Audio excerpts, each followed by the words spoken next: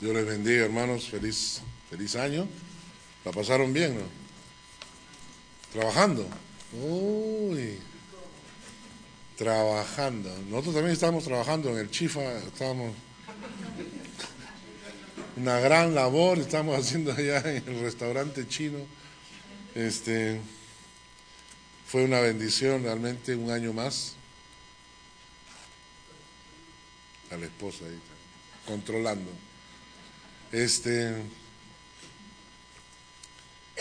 Realmente que el Señor les bendiga este año, pero sobre todo que el Señor les permita cumplir su voluntad, que realmente Él tenga un plan para vuestras vidas y que lo alcancen.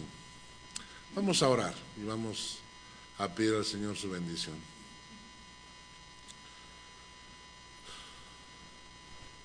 Padre bendito, primer culto del año, venimos a postrarnos delante de ti y a someternos a tu palabra. Venimos ante ella con la reverencia que exige tu palabra.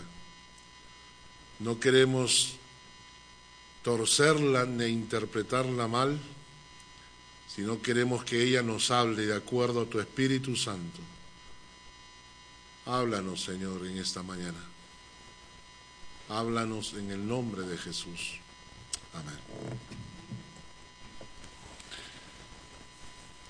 Durante estos años, yo he tenido la costumbre, siempre cada fin de año, de escribir algunas ideas, algunos proyectos, algunos sueños, algunas ideas, unos proyectos, unos sueños para el año. Y le decía al Señor, Señor, este año yo pongo delante de ti esto, ¿no? Pongo delante de ti esto.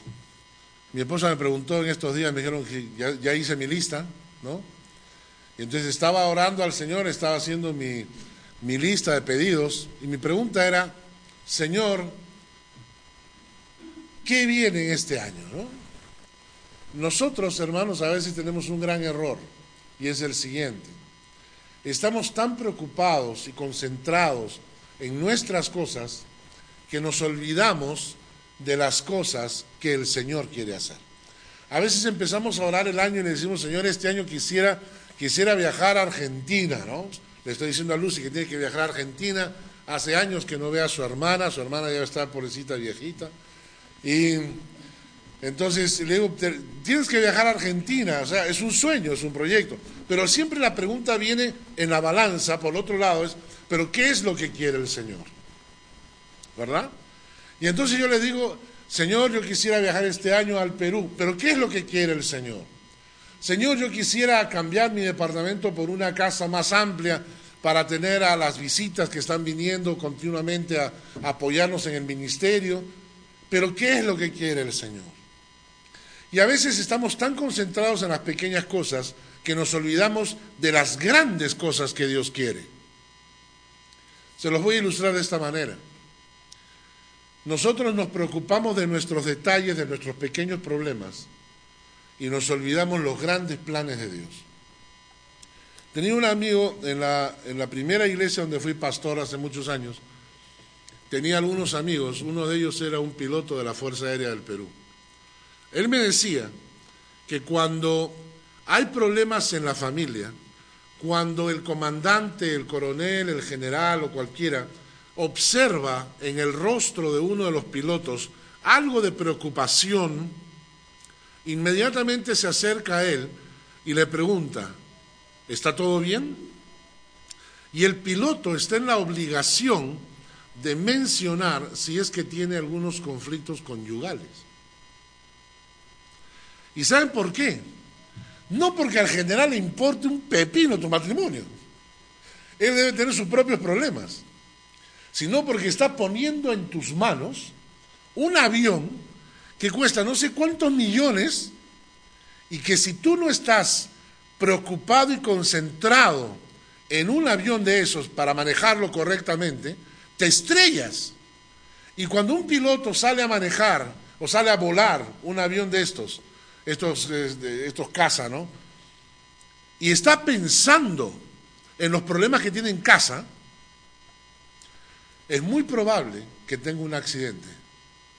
Entonces el general, el coronel, está en la obligación de decirle, usted no vuela. Vaya donde el psicólogo que lo van a atender. Traiga a su mujer que vayan para conversar con un consejero matrimonial hasta que se resuelva el problema, porque si no es demasiado peligroso. Entonces yo tengo en mis manos el plan de Dios para las naciones, pero estoy tan concentrado en mis problemas personales que pierdo de vista los planes de Dios. ¿Qué planes tiene Dios para este año? Para su vida. ¿Qué planes tiene Dios para la iglesia? La gente dirá, ay, no lo sabemos. Tenemos que orar mucho, vamos a ayunar. Vamos a ayunar sobre tablas de madera para que duelan las rodillas, a ver si el Señor nos habla. No, hermanos, así no es. El plan de Dios para nuestras vidas y para las iglesias está revelado. Probablemente Dios tenga que revelar detalles pequeños, pero en su gran mayoría el plan de Dios ya está revelado. Cuando mi madre se va de viaje, si yo la llamo por teléfono, yo no tengo que preguntarle a ella cuáles son sus planes para mis hijos. Cuando ella está de viaje, que está en el Perú, donde sea, yo la llamo y le pregunto, y mi mamá automáticamente me va a decir, ¿y los chicos están comiendo? ¿Ya se abrigaron? ¿Se han puesto su chompa? ¿Están con su pijama de franela por el invierno? ¿No? ¿Cierto? Ella tiene sus planes, sus objetivos los tiene marcados. Quizás hayan algunos detalles que haya que definir, pero en general su voluntad ya está revelada. Igual es con Lucy cuando se va de viaje, ¿no? Si ella se va de viaje y hablamos por teléfono, su preocupación es, ¿y la casa está ordenada, está arreglada, la ropa? Cosas que a nosotros no nos interesan, pero a ella sí. Quiero decirles que, ¿cuál es el plan de Dios para la iglesia y para nuestras vidas este año? Es muy simple.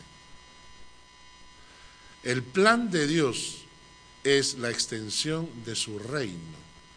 Y la palabra dice, id y predicad el evangelio a toda criatura.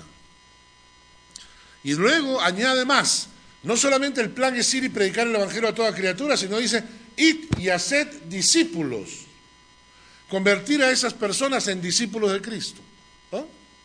Según de Timoteo 2:2 nos enseña lo que Pablo le dice al Timoteo, ¿no? Lo que has oído de mí ante muchos, esto encarga a hombres que sean idóneos para enseñar a otros. Este proceso de transferencia de enseñanza bíblica, este proceso de edificar a las personas en el cuerpo de Cristo, es el plan de Dios para nuestras vidas. Es el plan de Dios para esta iglesia. El plan de Dios es que acá, en la iglesia, hayan más convertidos, personas que vengan a los pies del Señor. El plan de Dios para esta iglesia es que hayan más estudios bíblicos, para que hayan más personas estudiando la palabra. El plan de Dios para esta iglesia es que tengan los cultos y las prédicas y capacitación y seminarios para entrenar a los hijos de Dios en los caminos del Padre. Así de simple es el plan de Dios. Podemos ver los detalles pequeños, pero definitivamente el plan de Dios grande es ese. Yo quiero que me acompañen al Salmo 78. Yo quiero que estudiemos el Salmo 78 hoy día.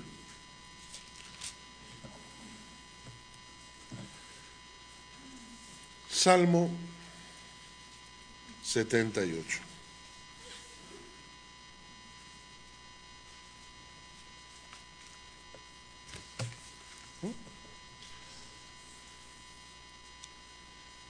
Dice, vamos a ver desde el versículo 1.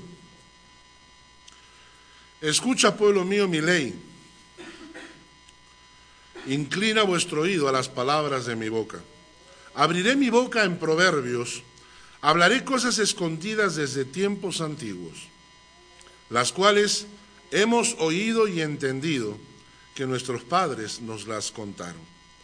No las encubriremos a sus hijos, contando a la generación venidera las alabanzas de Jehová y su potencia y las maravillas que hizo. Él estableció testimonio en Jacob y puso ley en Israel, la cual mandó a nuestros padres que la notificasen a sus hijos, para que lo sepa la generación venidera y los hijos que nacerán, y los que se levantarán lo cuenten a sus hijos. Noten ustedes esta enseñanza, vamos a empezar por acá en el versículo 5, dice, él estableció testimonio en Jacob y puso ley en Israel. Pero Dios no solamente nos dio su palabra, Dios no solamente estableció una ley para nosotros como pueblo de Dios, no solamente nos enseñó lo que habíamos que hacer, mas dice el texto, la cual mandó a nuestros padres que la notificasen a sus hijos y a la generación venidera. ¿Notan? ¿Recuerdan que les conté lo que había pasado con la escuela dominical hace años atrás? Cuando yo hice mi tarea en el seminario, tenía que hacer un estudio sobre la escuela dominical y comencé a hacer una investigación. ¿Y qué resulta? Resulta que los libros escritos por pastores allá por el año 1800 y pico, en la época cuando vivió Moody, M-O-O-D-Y, Moody, él fue el fundador de la escuela dominical. Moody dijo, estamos en el culto, ¿no es cierto? Ahora, por un instante guarden silencio. ¿Saben por qué ha habido un silencio? Porque no hay niños. Si yo le digo a la gente, guarden silencio, y hay niños, la escuchan, deja, agarra, ya pues. ¿Por qué? Porque los niños no se controlan. Entonces, algún inteligente se le ocurrió y dijo, hagamos escuela dominical, ¿no? Hay escuela de lunes a viernes, vamos a hacer una escuela dominical. Entonces, venimos a la iglesia y para que los adultos que toda la semana trabajan, están cansados, agobiados y llenos de canas, puedan descansar un instante, nos llevamos a los niños afuera. Y así se queda la iglesia tranquila y pueden escuchar la palabra de Dios. Dicho sea de paso, hay pastores que no tienen paciencia. Y cuando a veces están predicando y un niño que está caminando, un niño que está corriendo, entonces los pastores se alteran, los nervios se les ponen de punta y ya no saben, no pueden concentrarse en su prédica, ¿no? Entonces, saquen a ese niño, ¿no? Cuando Jesucristo dijo, dejen que los niños vengan a mí, de tales es el reino de los cielos. Y entonces inventaron el concepto de la escuela dominical. Y cuando hacía mi trabajo, descubrí que los pastores de esa época se opusieron a Moody. Se opusieron a la escuela dominical. Y yo decía, ¿pero estaban locos o qué? ¿De dónde sacan la idea de oponerse a la escuela dominical? Y leí sus argumentos. Los argumentos eran los siguientes. Cuando se instaure la escuela dominical en las iglesias, los padres delegarán su responsabilidad en los maestros y ellos se liberarán de su obligación de educar a sus hijos en los caminos del Señor. ¿Y tenían razón o no? ¿Cuántos padres le enseñan a sus hijos las cosas del Señor? Papá, ¿de qué tamaño era Sansón? Pregúntale a tu profesor en la escuela dominical. ¿Por qué? Porque el padre ni lee, ni estudia la palabra, ni la conoce, viene a la iglesia cuando hace mal tiempo, pero una persona instruida en la palabra de Dios no tiene conocimiento, y cuando los hijos le preguntan no sabe qué contestar. Entonces delega la responsabilidad en los hijos. Otra cosa, cuando estamos en la alabanza y los niños están presentes, también los niños alaban a Dios, ¿no? De la boca de los que maman, ¿no? De la alabanza también tiene que provenir de los niños. Cuando los sacamos de la iglesia y los llevamos a la escuela dominical, estamos apartando al niño de la iglesia en sí. Ustedes dirán, no, pero es que a veces los niños molestan. Ese no es error de los niños, es error de los padres. Yo recuerdo que cuando me invitaban a mí a cantar o a predicar en una iglesia, y a veces me decían, pastor, usted puede cantar con nosotros en el coro. Yo decía, sí, yo canto ahí, pero yo no me paro adelante, sino me paro al costado. Y ustedes me ponen 2 micrófonos. Y me decían, ¿usted para qué quiere 2 micrófonos? Y yo, no es para mí, es para mis hijos. Y yo iba a las iglesias, y es verdad, yo me paraba ahí a cantar, y los micrófonos yo se los colocaba, y mis dos hijos estaban parados en la silla, porque como eran enanos en ese tiempo, se paraban en la silla, y ellos cantaban conmigo. Y entonces, en ningún momento los niños eran un estorbo, sino que hay que enseñarles, hay momentos en que hay que guardar silencio, hay que tener respeto. Tú le enseñas al niño desde ya, le estás enseñando cómo comportarse en la iglesia. Y entonces, a mí no me molesta tener niños acá.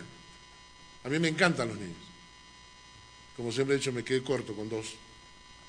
Yo debí tener 5, 6, ¿no? Pero alguien por ahí me ha dicho, todavía tengo tiempo de adoptar. Así que puedo adoptar unos 4. Y la cosa es que los niños no molestan, hermanos, pero la Biblia dice que tenemos una responsabilidad. Pero quiero que entiendan bien esto. Es una responsabilidad de los padres educar a sus hijos en los caminos del Señor. Y es una responsabilidad de todos educar a la nueva generación.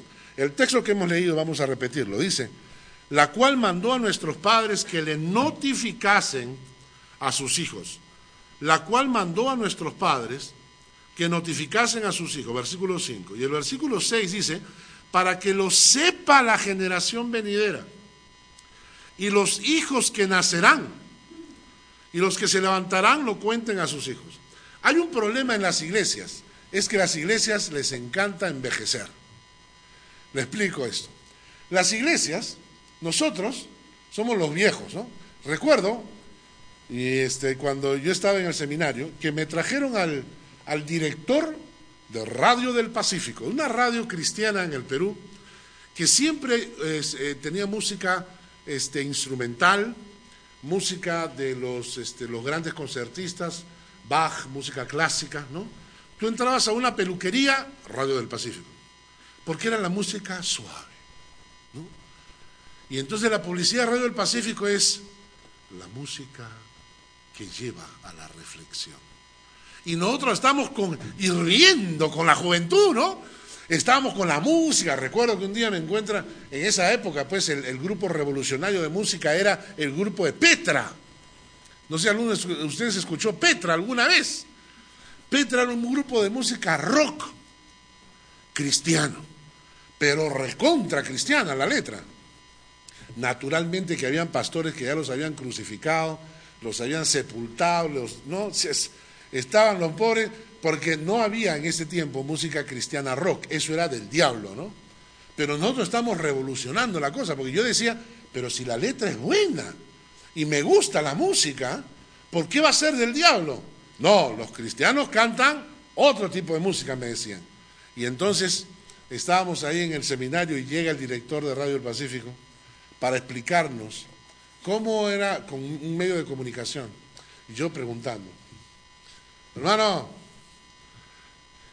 ¿y por qué no ponen otra música? ¿Por qué no ponen un poquito de música más movida, más alegre, no? Y él me decía, no, la música tiene que llevar el alma a la reflexión.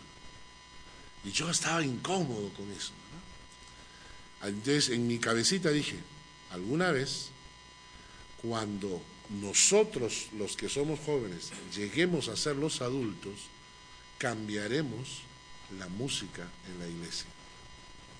Lo que ustedes cantan hoy es la música rebelde de hace años.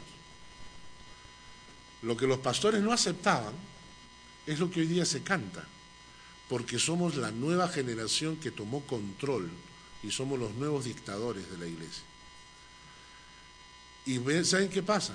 Hay una nueva generación que está viniendo.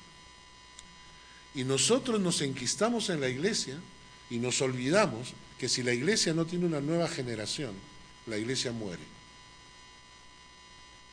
Voy a hacer una pregunta.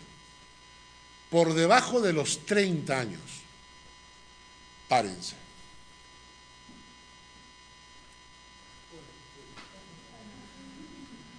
Por debajo de los 30 años. 1, 2, 3, 4, 5, 6, 7, 8, 9, 10 personas. Tomen asiento. Michael entendió perfectamente lo que estoy tratando de indicar. Y cuando digo 30 años, ya estamos hablando de viejonazos. Yo me casé a 27. A los 27 años, o sea, cuando digo 30 años, ya no estoy hablando de juventud. El que se crea joven a los 30 años ya perdió la brújula. Los jóvenes es hasta los 18, 20, ahí quedó. No, la gente dice, no, nosotros tenemos un espíritu joven. Fuera acá, ¿qué espíritu joven? ¿Cuántos años tienes? ¿No? Ahora, miren lo que ocurre en las iglesias. Lo que pasa es que no estamos haciendo nada para alcanzar a la nueva generación.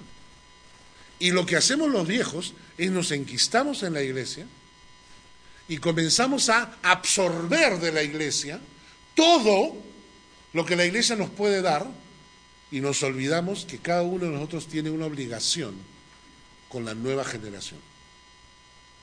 No estoy diciendo, hermano, que usted si tiene 40, 50, 60 años salga a la calle vestido de joven con su camisa hawaiana, no. Estoy hablando de que, por ejemplo, si hay una reunión de jóvenes, usted puede apoyar, sea con comida, sea con música, sea imprimiendo folletos, sea limpiando, sea barriendo, ¿no? Usted puede hacer algo para que la nueva generación comience a llegar a la iglesia. Si no hacemos nada por la nueva generación, la iglesia muere. La iglesia va muriendo, y va muriendo con su gente, ¿verdad? Entonces, hay una preocupación para este año en mi corazón y es esta.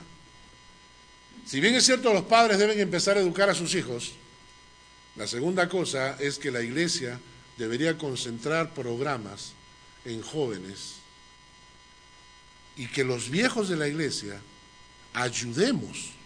No quiere decir que nos dejen de lado, sino que en lugar de tener programas para los viejos, que los viejos trabajemos haciendo programas para los jóvenes.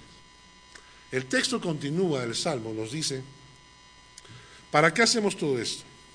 Versículo 7, dice, a fin de que pongan en Dios su confianza y no se olviden de las obras de Dios, que guarden sus mandamientos y que no sean como sus padres. Esa está buena. Cuatro cosas. La primera, lo que queremos es que la nueva generación ponga en Dios su confianza, ¿no? Dice el texto que aprendan a poner en Dios su confianza. Nosotros estamos para darles el ejemplo de cómo se cree.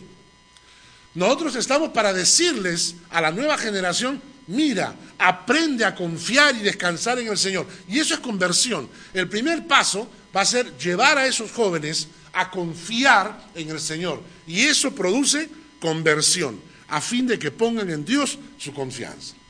Por ahí empezamos. La segunda cosa, que no se olviden de las obras de Dios. Instruirlos en la palabra para que conozcan cómo Dios ha participado de la historia. La segunda cosa que hay que hacer no solamente es llevarlos a los pies del Señor y que confíen en Él, mas recordarles la historia, lo que Dios ha hecho, cómo Dios ha participado en la historia, para que ellos vean la mano de Dios obrando. ¿Y qué hizo? Y abrió el mar en dos. ¡Wow! Si Dios lo hizo, lo puede hacer. Y contarles la historia de Dios en este mundo, para que la gente y los jóvenes y la nueva generación sepa lo que Dios puede hacer. La tercera cosa dice, para que guarden sus mandamientos. ¿Ah? Enseñarles a la nueva generación cómo respetar los mandatos de Dios. Dice la Biblia, para que te vaya bien. ¿Entiendes? Cuando la Biblia dice que guarda los mandamientos, te va bien. Entonces enseñar a nuestros hijos para que te vaya bien. Pero la cuarta cosa que me llama la atención de este texto, miren, primero, a fin de que pongan en Dios su confianza. Segundo, que no se olviden de las obras de Dios. Tercero, que guarden sus mandamientos. La cuarta cosa que me llama la atención es esa frasecita que dice, y no sean como sus padres. Normalmente es al revés. Enseñan a tus hijos para que sea como su padre, ¿no? Un hombre trabajador, respetuoso, para que sea como su madre, una mujer consagrada, entregada. Y acá te dicen, enséñenles a guardar los mandamientos, enséñenles la historia bíblica, enséñenles a confiar en el Señor, para que no sean como sus padres, para que no sean como esa generación que salió de Egipto y que estaba marcada de malas costumbres, malas creencias. Y entonces empieza ahora el Salmo y nos va a explicar esa mala generación, esos malos padres no pueden edificar correctamente a la nueva generación, porque son un mal ejemplo. ¿No es cierto? Quiero que nos preguntemos ahora lo siguiente. Por ejemplo, versículo 8 nos dice: y no sean como sus padres, generación contumaz. La palabra contumaz del hebreo significa ser desleal, ser falso, estar listo para apartarse y ser indomable. Una generación contumaz es una generación indomable. Una generación contumaz es una generación cabezadura, incapaz de ser sometida a la voluntad de Dios. Es una generación desleal. Y miren que yo lo encuentro eso muchas veces en la iglesia. Oh, sí. Hay en la iglesia indomables. Hay personas que vienen a la iglesia y últimamente están con ese cuento de que mientras el pastor habla lo que yo quiero escuchar, todo está bien. Pero si el pastor dice algo que no me gusta, ¡ja, ja, ja! Patitas, ¿para qué te quiero? Adiós, señores, me busco otra iglesia. Los indomables, esos son desleales a la iglesia, no son fieles a la congregación. Están listos, preparados, para que cuando viene una enseñanza y que no va de acuerdo a su capricho, se van de la iglesia, contumaces. No, pastor, no, así no es, ¿ah? Ah, no, ¿cómo no es? ¿Cómo es? Le contaba un amigo, me encontraba conversando con él, poco tiempo en la fe, él, muy poco tiempo en la fe, tendrá muy poco conocimiento de la Biblia realmente. Sin embargo, un día sentados en su sala, le menciono un tema y él se pone a discutir conmigo, ¿no? No, así no es. Ah, ¿y cómo es? Explícame, tú debes saber. Sí, y me comenzó a dar pues una cátedra de cualquier cosa, ¿no? Yo le dije, ¿sabes que eso no es lo que está en la palabra de Dios? No, así no puede ser. Dije, escúchame lo que te estoy diciendo. Así no está en la palabra de Dios. Y él me dijo, yo he aprendido de otra manera. No me interesa cómo has aprendido. No me interesa quién te enseñó. Así no está en la palabra de Dios. Ah, no me importa. No me importa. Yo he aprendido de otra manera. Indomable, desleal, cabezadura. En lugar de someterse y decirle a la palabra, enséñame. ¿Cómo es en la palabra? A ver, quiero leer. Claro, si tú enseñas la palabra habla por sí sola. ¿No es cierto? Dice la palabra acá, contumaz y rebelde, dice. ¿Saben qué es la palabra en hebreo? Metecuchío. Metecuchío. ¿No? La palabra para rebelde acá en el hebreo es navaja, cuchillo. Wow. Qué interesante, ¿eh? Rebeldes. Personas que andan con el cuchillo en la mano. ¿Qué es lo que ven tus hijos en casa? Te ven una persona que tú estuve adelante en la iglesia, dirigiendo el culto, y entonces se levantó el hermano Octavio y me llamó la atención por alguna razón, y entonces tus hijos empiezan a escuchar de tu boca, ah, pero eso no se queda así, eso no se queda así, yo le voy a mandar a los perros, ¿sabes qué? La próxima asamblea lo saco delante de todo el mundo y lo voy a avergonzar. O sea, ¿qué es lo que ven tus hijos en tu vida? ¿Qué es lo que ven los jóvenes en la iglesia, entre los hermanos? Hermanos que se están metiendo cuchillos unos a otros, hermanos que con indirectas se están clavando la navaja. No. Rebeldes, dice.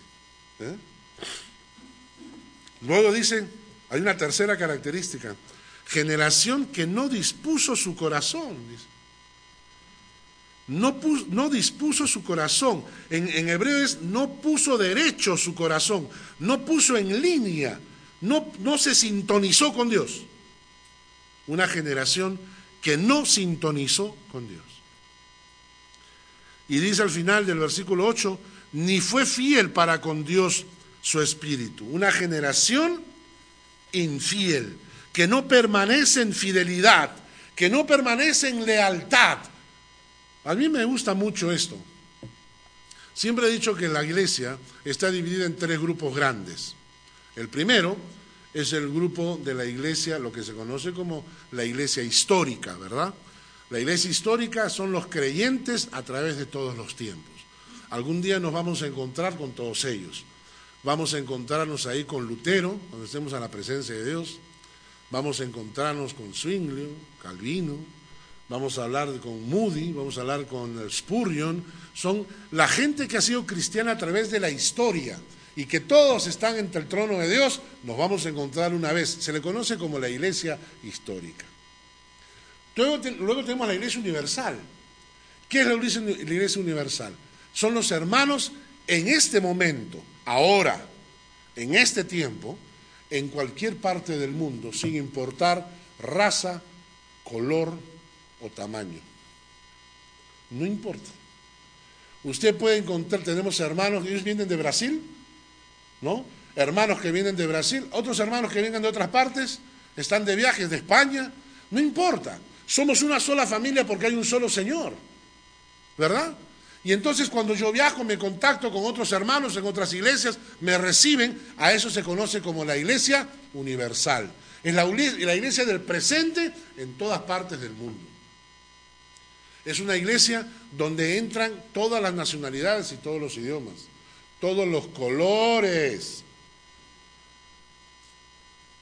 Estaba en Estados Unidos y entro en una iglesia del sur de Estados Unidos, donde están los más conservadores, archiconservadores, ¿no? Entonces es una iglesia donde todos los hermanos, todos, básicamente casi el 100%, son blancos transparentes, ¿no?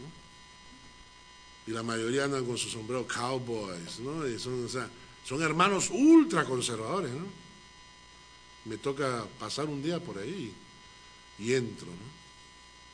Claro, eran hermanos, pero cuando entra una cosa media marroncita, ¿no? Entonces, y peor, y si eres más moreno, peor todavía. Si eres más moreno, comienzan a agarrarse la billetera. ¿Verdad? Es de verdad. Entonces, ¿qué pasa, hermanos? No hay cosa más terrible que la iglesia racista. Porque el racismo, escúcheme bien, el racismo es una minusvalía mental. Yo lo considero así. El racismo es una minusvalía mental. El que es racista, pobrecito, es minusválido del cerebro. Porque no ha entendido que todos los seres humanos tenemos la sangre del mismo color. Estaba en Cuba y nos fuimos a comer a un restaurante con los hermanos de allá. Eran 3, una hermana y 2 hermanos, y fuimos a comer. Y entonces para ellos era carísimo. Cada plato costaba 3 pesos cubanos, o CUC como le llaman. Y ellos viven con 15 CUC al mes. Imagínense, 15 CUC al mes. Y nos fuimos a comer. Y era un chifita, a mí me gusta mucho la comida china. Y entonces nos fuimos al chifita y entonces le digo, vamos a pedir. Entonces digo, ya, vamos a pedir. Pero, uy, pastor, mire, cada plato cuesta 3, que equivale a 3 francos para nosotros. Entonces, pastor, cada plato cuesta 13 UC. Y imagínense cómo vamos a gastar tanta plata. Le dije, no se preocupen porque a mí me han mandado esta plata de Suiza. La iglesia de Suiza me ha obligado, me ha dicho, tú tienes que llevarlos a comer. Si yo, hermano, regreso sin comer, después tengo problemas en la iglesia. Ay, pero pastor, pidamos nomás. Y entonces yo le digo, vamos a pedir el estilo Perú. El estilo Perú. ¿Cuál es el estilo Perú? El estilo Perú es así, cada uno pide un plato de arroz y luego pedimos los demás platos. Y todo el mundo pica, ¿no? Oye, pásame el otro, oye, el palo acá. O sea, todo el mundo va picando de todos los platos para que no tengas tú el tuyo, ¿no? Entonces al principio ellos dijeron, no, así no es acá, pastor. Ah, no, ¿cómo es?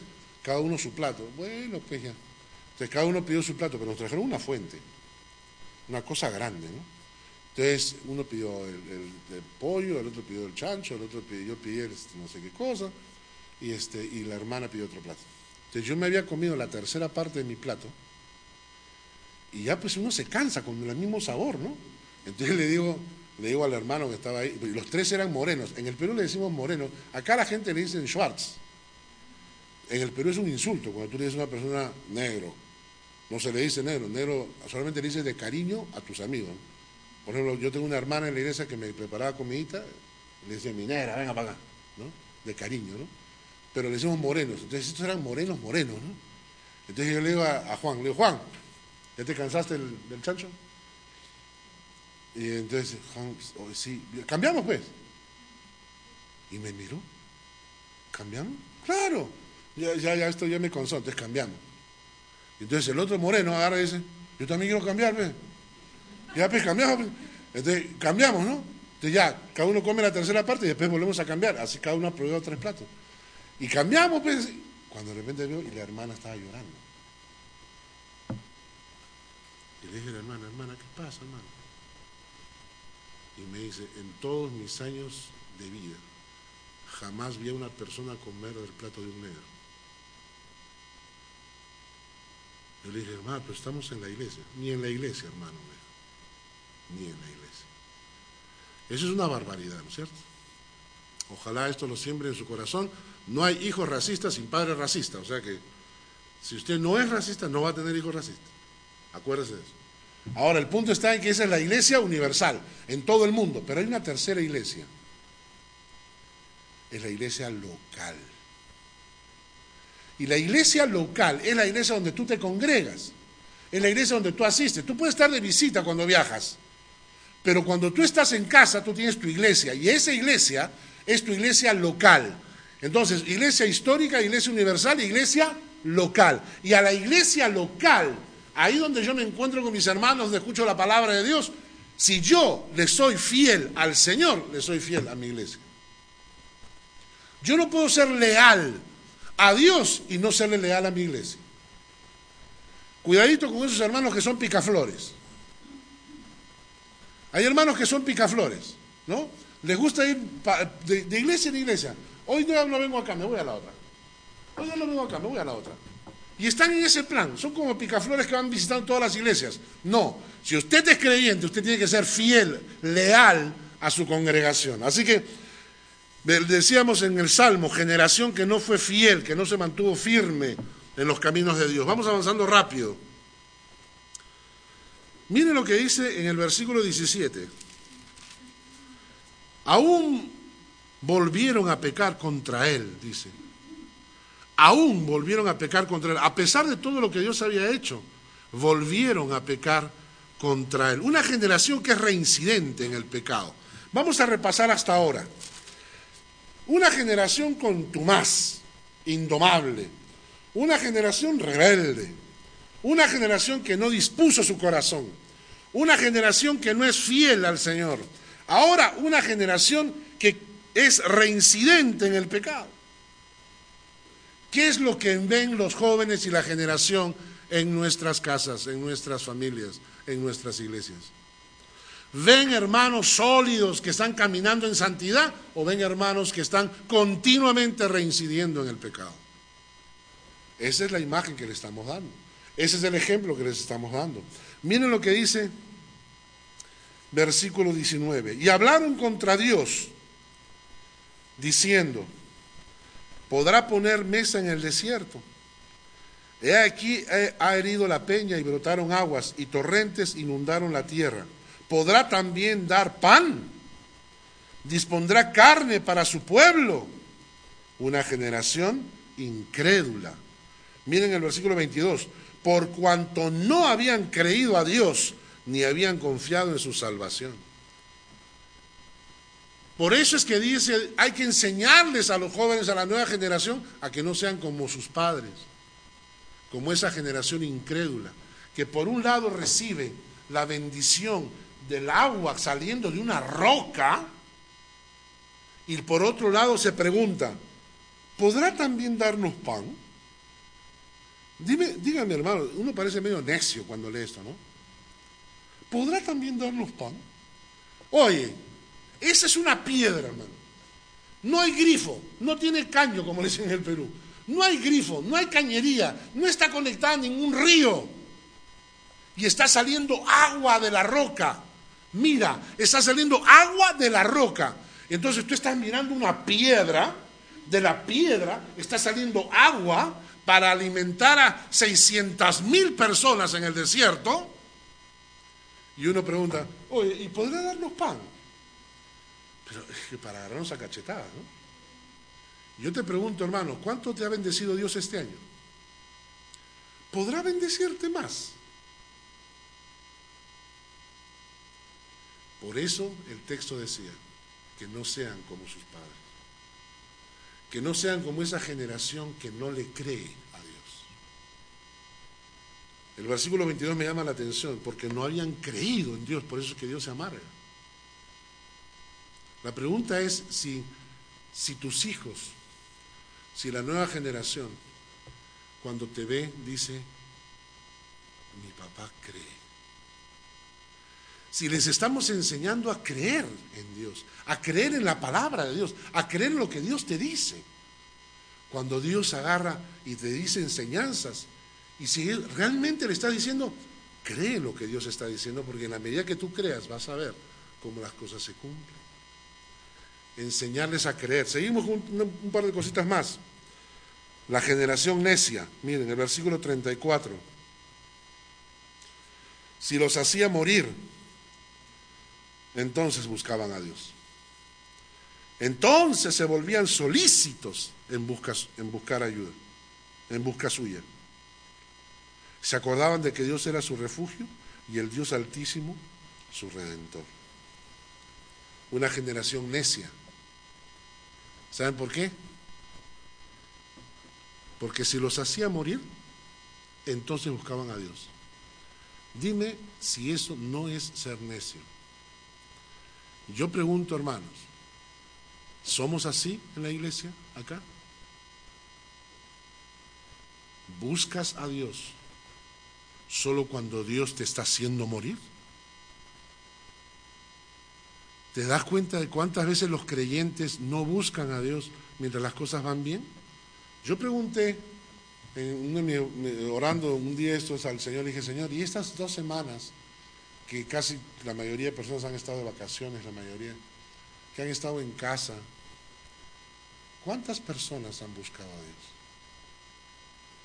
¿Cuántas personas han dicho, ay, qué rico, no tengo que trabajar, estoy de vacaciones, estoy en casa, voy a buscar al Señor? No, la mayoría se ha gastado el tiempo en otras cosas. Y la pregunta es, Dios quiere que lo busques, ¿no? Ah, entonces te llevará a morir. Entonces te traerá la enfermedad. Entonces te traerá los problemas. Entonces vendrán las dificultades. Porque somos tan necios que si no nos hace morir, no buscamos al Señor. ¿Eh? ¿Cuántas veces le pregunta a la gente, hermano, ¿están orando? No. Cuando comienzan a problemas, lo atropellaron, perdió el carro, lo que fuera, hermano, ¿podemos orar? ¿Sí? Pastor, ¿puede venir a orar por mí? Le dije, ¿por qué no me llamaste hace 3 semanas? No, es que hace 3 semanas las cosas iban bien. Si los hacía morir, entonces buscaban a Dios. Entonces se volvían solícitos en buscar al Señor. Y miren, que es un chiste esto, ¿no? Se acordaban de que Dios era su refugio. Se acordaban de que Dios era su refugio. Por eso el texto decía, hay que enseñarle a la nueva generación a que no sean como sus padres. Hay que enseñarle a la nueva generación a que busquen a Dios siempre. Y no solamente cuando están muriendo, llenos de problemas o enfermedades. Y para terminar, una séptima característica de esa generación que no deberíamos ser. Versículo 36 dice: le lisonjeaban con su boca, pero con su lengua le mentían. Sus corazones no eran rectos con él, ni estuvieron firmes en su pacto. Noten esto: le lisonjeaban con su boca y con su lengua le mentían. ¿Qué significa eso? Señor, tú eres lo máximo, gracias Dios por todas las bendiciones, y Padre, te alabamos, pero tu lengua está mintiendo. Le lisonjeas, lo alabas, lo adulas a Dios, pero tu lengua está mintiendo, porque en realidad no lo estás haciendo. En realidad no estás adorando a Dios. En realidad no estás cantándole al Señor como merece su nombre. En realidad no estás exaltando al Señor como debe ser exaltado. Por eso es que la Biblia decía: este pueblo de labios me honra, pero su corazón está lejos de mí. Por eso es que todas estas características, hermano, de esa generación contumaz, rebelde, necia, testaruda, incrédula. Y entonces la enseñanza es: enseñemos a la nueva generación a no ser así. La pregunta es si yo soy así. Si alguna de estas características que hemos visto concuerdan en mi vida, ¿qué debo hacer? ¿Qué debo hacer? Versículo 38.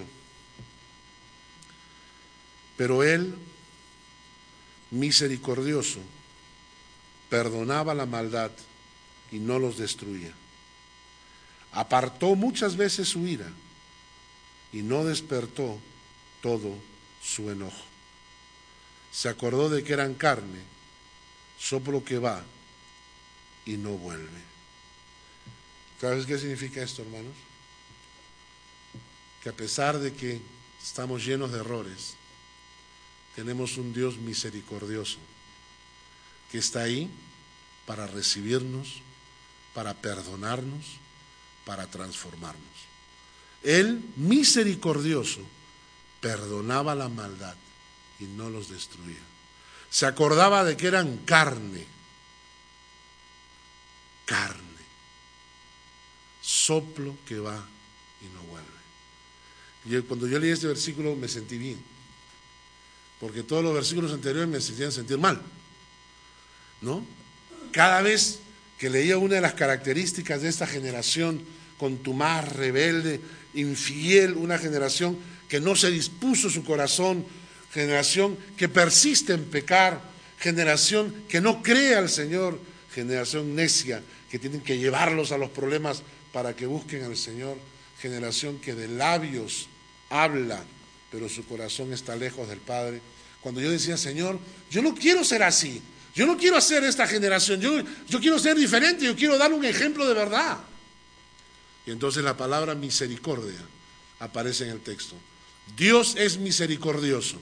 Si usted realmente quiere dar un ejemplo, hermano, venga al Señor.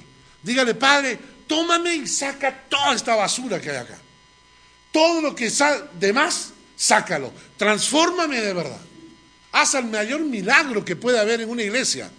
¿Saben que el mayor milagro no es hacer caminar a un paralítico o es hacer ver un ciego? No. El mayor milagro es transformar el carácter de una persona. Y cuando tú le dices: Señor, transfórmame, que yo sea un ejemplo para la nueva generación. Que cuando los jóvenes vean en mí, vean: wow, qué tal ejemplo. No como esa generación, no como esos padres, no. Pero qué tal ejemplo que me da este hermano.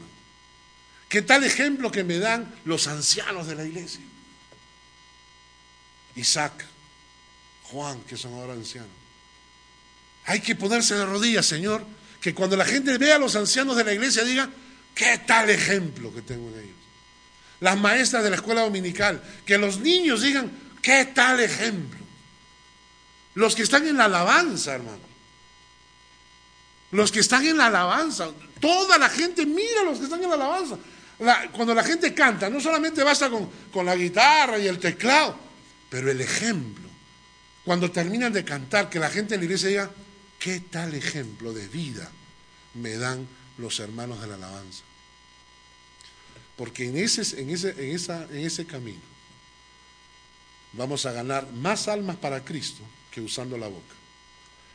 San Francisco de Asís decía, hay que evangelizar todo el tiempo, pero solo si es necesario usar palabras. Solo si es necesario usar las palabras. Padre, gracias por esta mañana. Gracias por tu palabra. Gracias porque nos llamas la atención en todas estas áreas, aspectos de esta generación contumaz que salió de Egipto, marcada con malas costumbres, rebeldes, indomables, testarudos, pecadores reincidentes, gente que no creía en lo que tú decías, gente que tiene que ser llevada al extremo para empezar a buscarte, gente que con labios te lisonjea, pero con su lengua te miente.